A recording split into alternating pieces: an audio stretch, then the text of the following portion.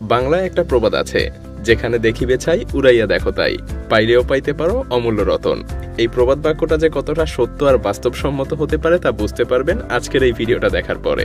তবে আজকের সেই সৌভাগ্যবান ব্যক্তিরা ছাই না উড়িয়ে বরং বলা যায় তারা পানি উড়িয়ে সেই অমূল্য রতন পেয়েছিল।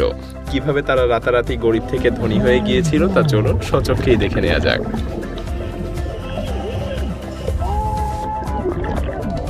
গত কয়েক বছর ধরে আপনি সহ আরও লক্ষ কোটি জ্ঞান পিপাসু মানুষকে সাথে নিয়ে বাংলা ভাষায় প্রতিনিয়ত পৃথিবীর চমকপ্রদ সব তথ্যাবলী এক্সপ্লোর করতে করতে মায়াজাল আজ পরিণত হয়েছে 10 মিলিয়ন তথা 1 কোটিরও বেশি সাবস্ক্রাইবারের এক বিশাল পরিবারে।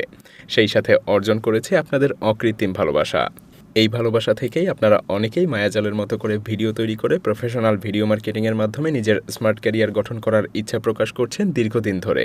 আপনাদের অনুরোধ, দেশ ও পৃথিবীর বর্তমান অবস্থা, প্রিভিয়াস স্টুডেন্টদের দারুণ সফলতা সহ নানাবিধ বিষয় বিবেচনা করে আমি সিদ্ধান্ত নিয়েছি মায়াজালের 10 মিলিয়নে পদার্পণের এই আনন্দঘন মুহূর্তে আপনাদের মধ্যে থেকে প্রচণ্ড আগ্রহী, পরিশ্রমী এবং ফোকাসড কয়েকজন মানুষকে হাতে কলমে শেখাবো প্রফেশনাল ভিডিও মার্কেটিং, ইউটিউবিং এবং প্রিমিয়াম ভিডিও এডিটিংয়ের মাধ্যমে ফ্রিল্যান্সিং ক্যারিয়ার ডেভেলপমেন্ট।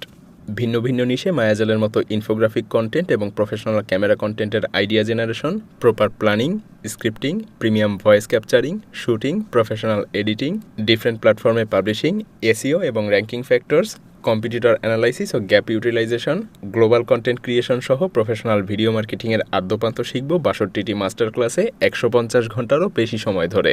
গত 2 বছরে নতুন করে যেসব পরিবর্তন এসেছে সেগুলোও শিখতে হবে খুবই ফোকাসড ওয়েতে। সেই সাথে আপনাদের একজনের সাথে আমি আমার নিজের সব সিক্রেটগুলো শেয়ার করব। আমার হাত ধরেই আপনারা কয়েকজন ভিডিও মার্কেটিং শিখবেন এবং আমার শেখানো নলেজ ইউটিলাইজ করেই সফলতার চূড়ায় পৌঁছাবেন ইনশাআল্লাহ। তবে এই সব কিছুই শুধুমাত্র যোগ্য কয়েকজন ব্যক্তির জন্য। এ ব্যাপারে বিস্তারিত জানতে ডেসক্রিপশন বক্স এবং প্রথম কমেন্টে থাকা লিংক ভিজিট করতে পারেন। আমেরিকার এই ব্যক্তি সমুদ্র দিয়ে হাঁটার সময় হঠাৎ করেই খুঁজে পায় একটা উদ্ধারকারী ক্যাপসুল। চলুন দেখে নেওয়া যাক এর মধ্যে কি কি ছিল। It's like a flashlight, maybe. Instructions. Training video. Paddle. This is maybe for air. A light. Oh. Kristen G. Port Lavaca. এমনকি এর মধ্যে বেশ কিছু খাবারও ছিল। What? স্কুবা ডাইভিংয়ে কাজ করা এই ব্যক্তি হঠাৎ প্র্যাকটিস করার জন্য সমুদ্রের গভীরে ডুব দেয় আর তিনি দেখতে পান ডুবে যাওয়া সাবমেরিন আটলান্টিসকে।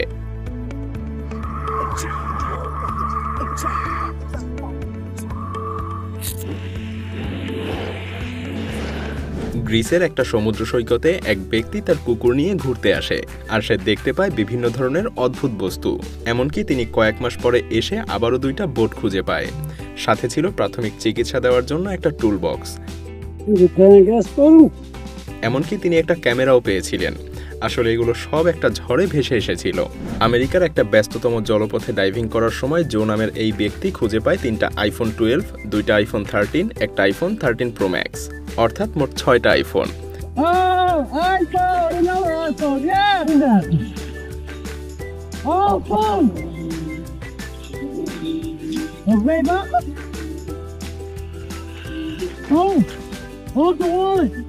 এখানেই শেষ না, তিনি পেয়েছিলেন একটা মানি ব্যাগ যেখানে ছিল প্রায় $50।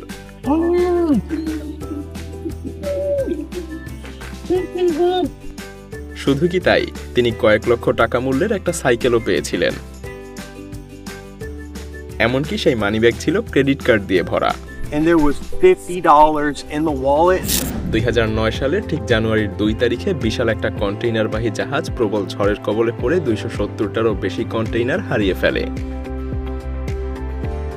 যে কন্টেইনারগুলোতে ছিল দামি দামি সব আসবাবপত্র, টেলিভিশন সহ রাসায়নিক দ্রব্যে ভর্তি। পরবর্তীতে এগুলো ভেসে আসে নেদারল্যান্ডসের একটা সমুদ্র উপকূলে। আর স্থানীয়রা সুযোগ পেয়ে সবকিছু লুফে নিতে শুরু করে। বলা চলে সবকিছুই সেখানে ছিল, বিভিন্ন গাড়ির যন্ত্রাংশ, বৈদ্যুতিক বাল্ব, বিভিন্ন পোশাক, এমনকি বাচ্চাদের খেলনাও। ব্রাজিলে কিছু ব্যক্তি জঙ্গলের মধ্যে দিয়ে হাঁটার সময় খুঁজে পায় একটা মিলিটারি হেলমেট এবং কিছু পুরনো দিনের পয়সা।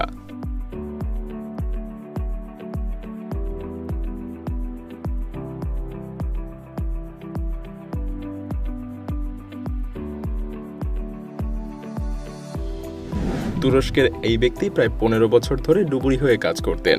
আর একবার সে পানিতে ডুব দেওয়ার পরে খুঁজে পায় একটা রূপার আংটি, একটা রূপার ব্রেসলেট এবং বহু মূল্যবান পুরনো দিনের একটা ঘড়ি।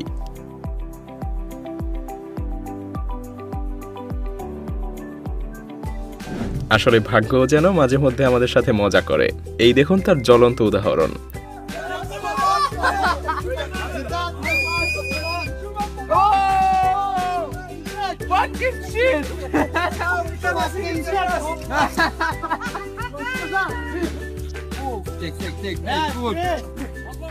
তারা খুঁজে পেয়েছিল সিগারেট দিয়ে ঠাসা একটা আস্ত কন্টেইনার। যদিও তারা অনেক মূল্যবান কিছু ভেবেছিল, তবে তারা এত সংখ্যক সিগারেট বিক্রি করে কিন্তু লাখপতি হওয়ার সুযোগ পায়নি, কারণ কোস্টগার্ড এসে তাদের এই সমস্ত সিগারেট বাজেয়াপ্ত করে নেয়। এই ব্যক্তি খুবই কম মূল্য দিয়ে একটা পুরনো দিনের বাড়ি কেনে, কিন্তু সে পুরনো দিনের বাড়ির নিচে খুবই মূল্যবান কিছু একটা দেখতে পায়। এরপর সে সেটাকে ভাঙতে শুরু করে, আর এরপর দেখুন কি কি বেরিয়ে আসে।